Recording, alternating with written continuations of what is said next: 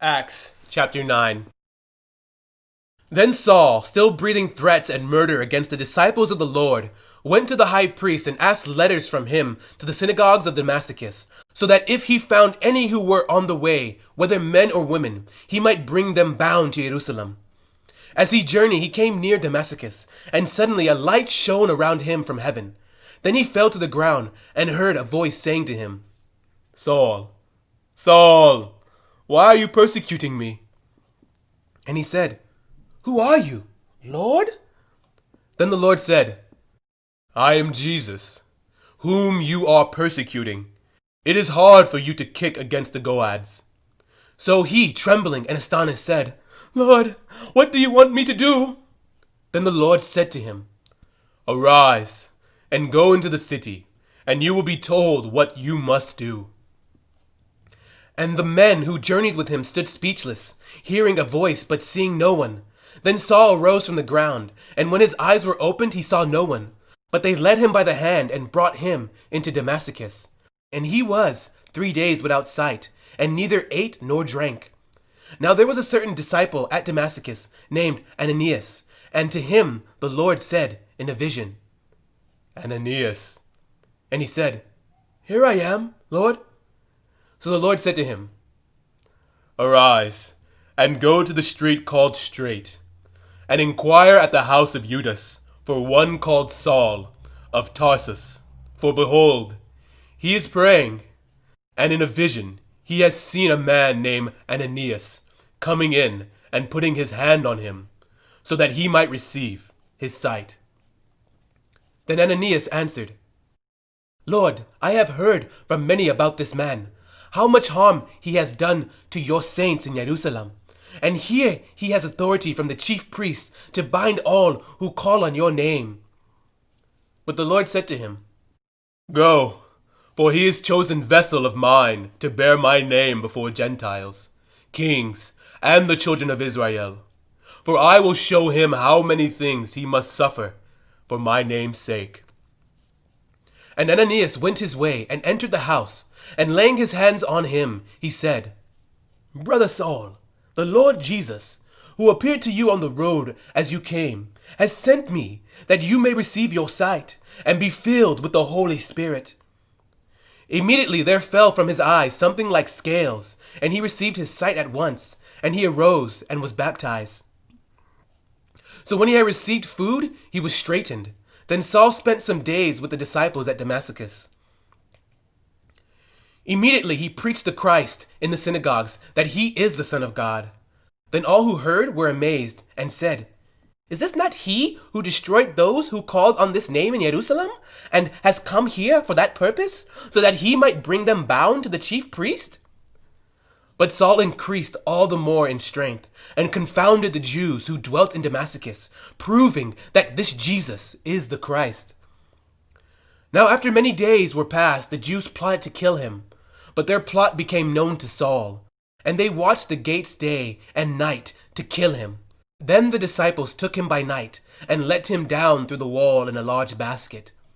And when Saul had come to Jerusalem, he tried to join the disciples, but they were all afraid of him, and did not believe that he was a disciple.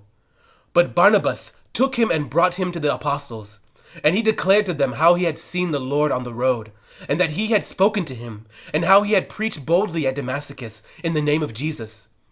So he was with them at Jerusalem, coming in and going out, and he spoke boldly in the name of the Lord Jesus, and disputed against the Hellenists, but they attempted to kill him. When the brethren found out, they brought him down to Caesarea, and sent him out to Tarsus. Then the churches throughout all Judea, Galilee, and Samaria had peace and were edified, and walking in the fear of the Lord and in the comfort of the Holy Spirit, they were multiplied. Now it came to pass, as Peter went through all parts of the country, that he also came down to the saints who dwelt in Lydda. There he found a certain man named Aeneas, who had been bedridden 8 years and was paralyzed.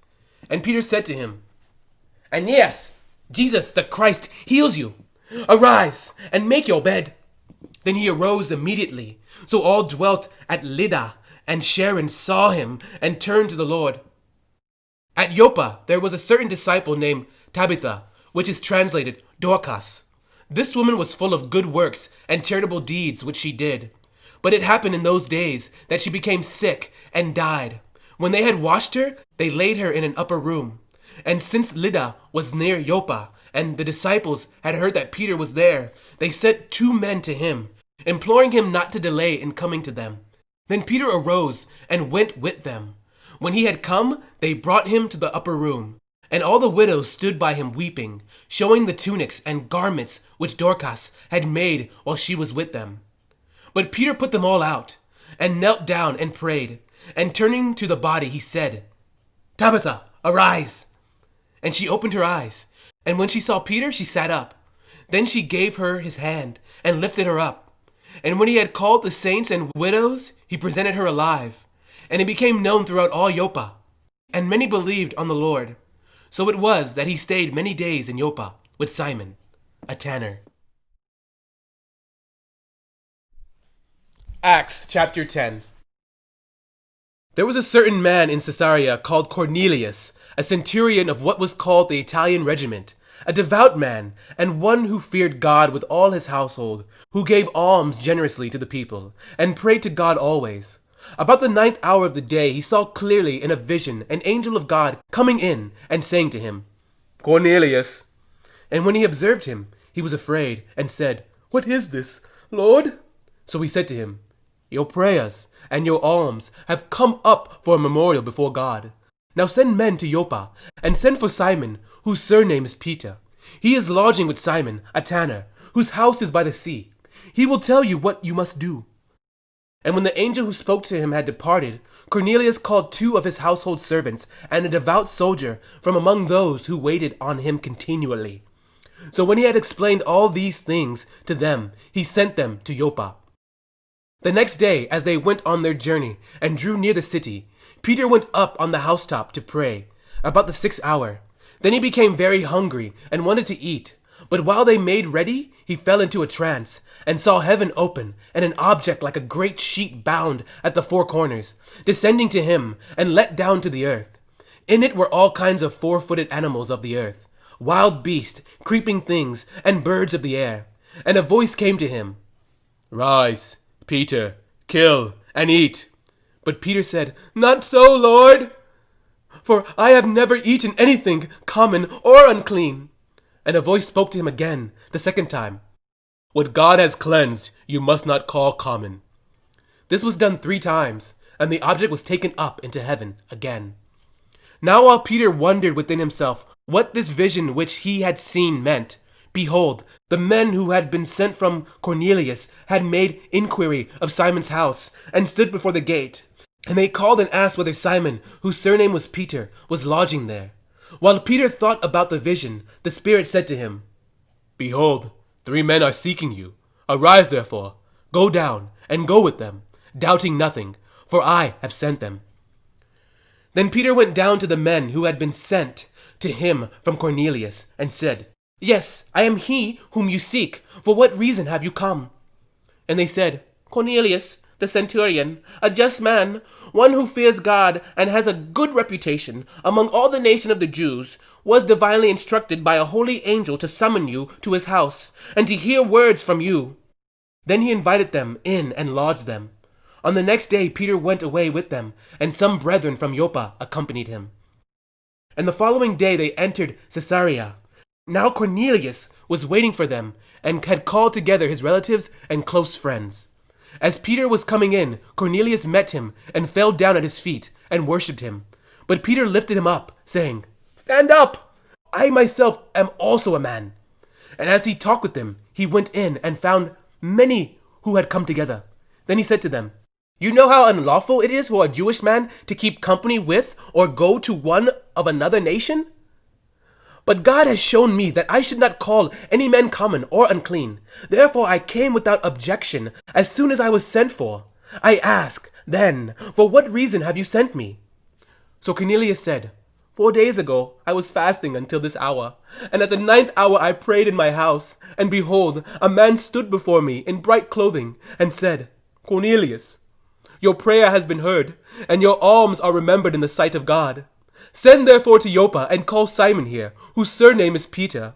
He is lodging in the house of Simon, a tanner, by the sea. When he comes, he will speak to you.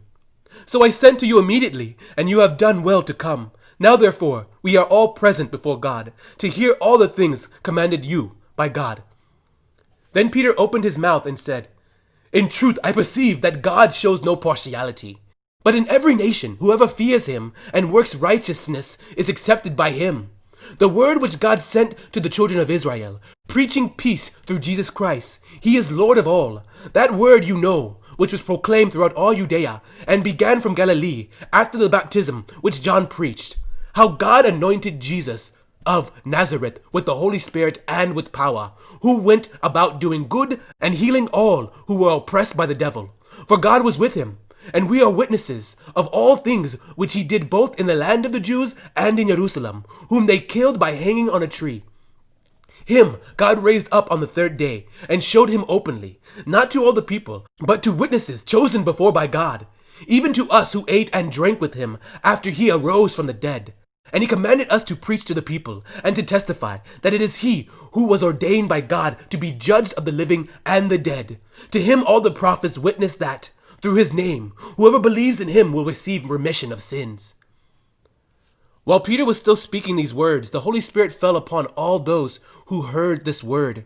And those of the circumcision who believed were astonished, as many as came with Peter, because the gift of the Holy Spirit had been poured out on the Gentiles also.